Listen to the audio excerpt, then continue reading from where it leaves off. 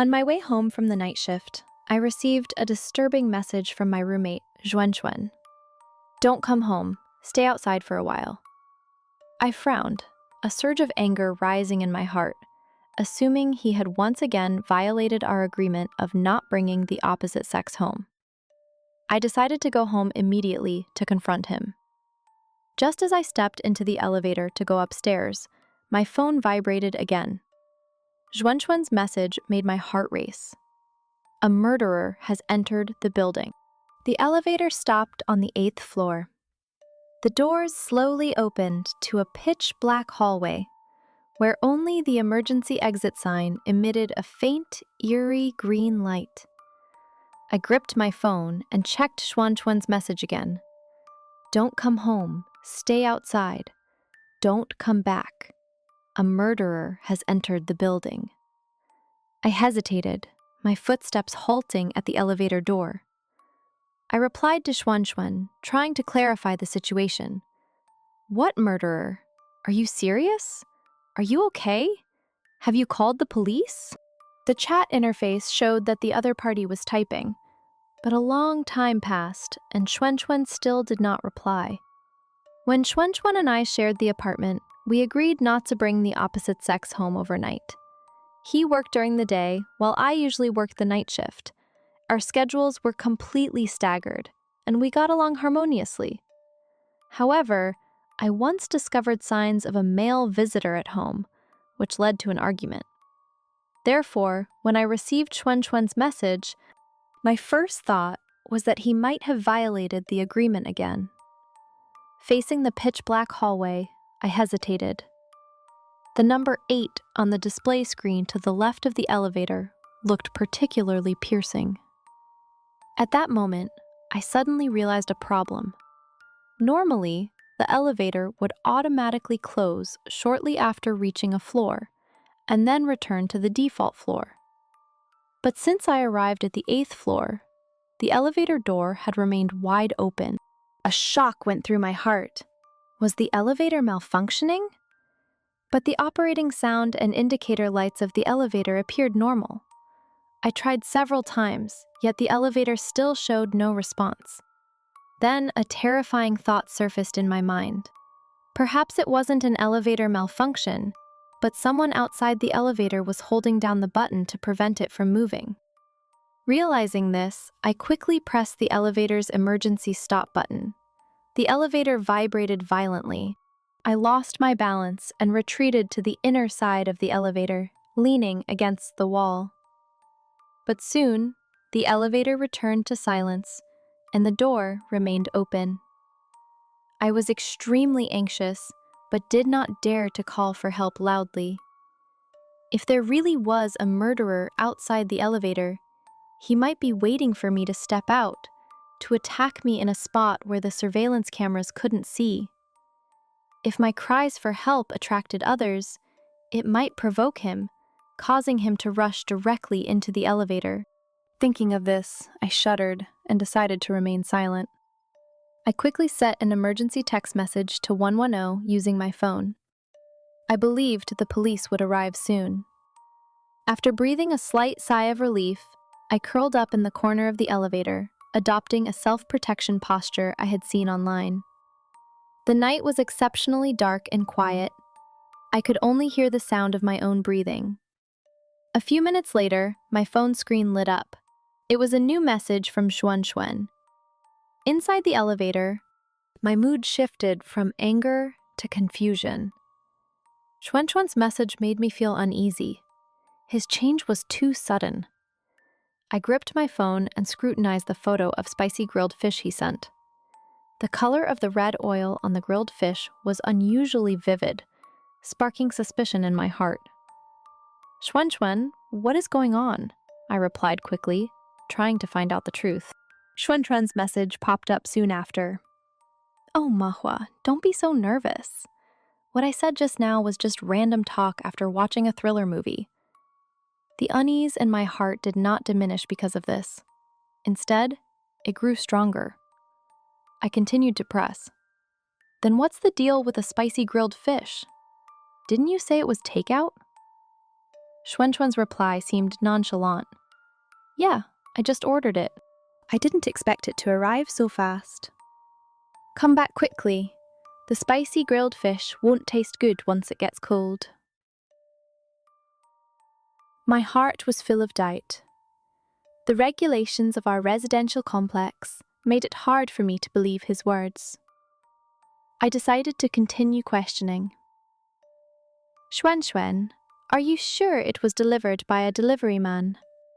I didn't see anyone on my way home. Xuanxuan's answer seemed somewhat evasive. Maybe he took another path. Don't think so much, just come back quickly. I began to doubt whether the person sending the messages was actually Xuanxuan. I decided not to reply anymore, but check the time. 18 minutes had passed since I sent the emergency text, yet the police had not arrived, nor had there been any reply. I took a deep breath and decided to take action. I took a selfie stick and a makeup mirror out of my bag, cautiously extending them outside the elevator door to observe the situation outside. I held my breath, adjusting the angle of the mirror bit by bit. When I saw two human faces reflected in the mirror, I almost stopped breathing. One was mine, and the other was actually Xuanxuan's. Xuanxuan was outside. He suddenly grabbed me and dragged me out of the elevator with incredible strength. Although I screamed for help desperately, the entire building was eerily silent. "Help!" I shrieked, hoping someone would hear. Xuanxuan sneered and struck me hard with an ashtray. I felt a wave of dizziness and groaned feebly. Don't worry, no matter how much you scream your throat out, no one will hear a sound. What do you want to do? I've already called the police. You should consider the consequences of doing this. I tried to use the fact that I had called the police to deter him, hoping he would let me go. Xuanxuan just smiled contemptuously and told me to shut up, saying the police wouldn't come. He took me home, tied me up, and gagged my mouth. At that moment, someone knocked on the door. Hearing the knock, hope flared in my heart. I struggled desperately, trying to attract the attention of the person outside. "Little girl, I'm here to collect the rent." It was the landlord's voice coming from outside the door. Xuanxuan quickly hid me and then responded to the landlord. "Uncle Shu, you're here. I'll get the money for you right away." I heard the landlord's footsteps in the living room. He seemed to be looking around. "Little girl, is there someone in the bedroom? Is it you?" "Uncle Shu, it's just a stray cat I picked up from the street. I saw it was pitiful, so I brought it home. I'll find someone to adopt it in a couple of days." Xuanxuan used the stray cat as an excuse to brush off the landlord. "How can that be? I told you from the start that pets are not allowed. It's clearly written in the contract." The landlord was dissatisfied and complained about us violating the contract. Xuanxuan tried to calm the landlord's anger. "Uncle, don't be angry. I'll send it away right now. You wait here on the living room sofa for a moment. I'll go get the cash." I noticed the vase on the nightstand and decided to hit the cabinet with my head to make a noise. With a forceful strike, the vase fell and made a crisp, shattering sound. The landlord's footsteps approached the bedroom. My heart was full of hope. However, at the moment the landlord was about to enter the bedroom, Xuanxuan stopped him. "Uncle, here is this month's rent." "Uncle, it's all there. You should head back." "I have to travel far tomorrow and need to wash up now." The landlord counted the money, seemingly without suspicion. 8,000 yuan total for 2 months together. "No problem, little girl. Then I'll be..." The landlord's voice stopped abruptly. His body suddenly collapsed toward the bedroom. By the bedside, I witnessed Xuanxuan brutally murdering the landlord. The landlord's chest was pierced by a long knife. He looked at his wound in shock as blood quickly stained the floor. Xuanxuan calmly checked if the landlord was dead, then dragged the body to the living room, leaving a trail of blood. He even held the dripping knife and asked me if I wanted to try. I couldn't bear the horror and eventually fainted. When I woke up, I found myself in a hospital bed. The police were in the ward taking my statement. I saw my roommate, Xuan, kill the landlord with my own eyes. He even wanted to attack me. Please arrest him as soon as possible, I said urgently to the officer in charge of the case. The officer stopped writing and looked at me with sympathy in his eyes. We have already investigated. There is no such landlord or roommate as you described. You are the sole owner of Unit 803. How is that possible? I saw Xuan kill the landlord with my own eyes. He was covered in knife wounds, and there was blood everywhere in the room, I retorted in shock. The officer still looked at me, his tone somewhat hesitant. Please calm down and recall the events of that day carefully. My emotions became agitated. Impossible! I'm not lying. Everything I said is true. Why don't you believe me?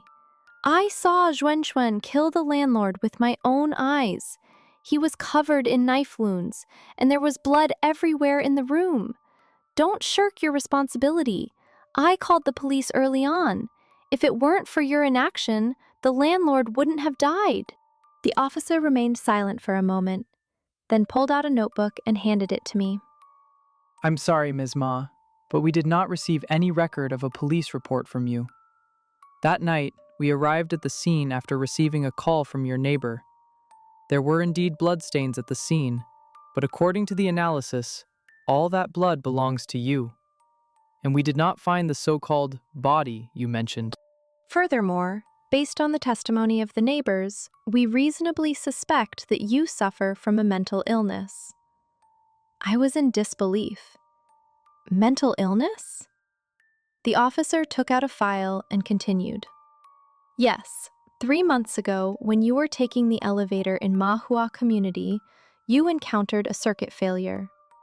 Due to the property management's negligence, the alarm system in the elevator failed, and since your phone was out of battery, you were unfortunately trapped in the elevator for 16 hours. We speculate that this is when you suffered the trauma. The officer hoped I could remember on my own, but all of it felt too real. I couldn't accept that it was just my hallucination. With the help of doctors, I gradually accepted the fact that I was having hallucinations. I gradually forgot the details of the case, only remembering that someone killed another person and then themselves. The police told me they were checking the elevator alarm systems in all residential buildings to prevent similar incidents from happening again. After a while, I chose to go home to recover. I bought groceries, cooked, and went shopping alone. Life was very peaceful.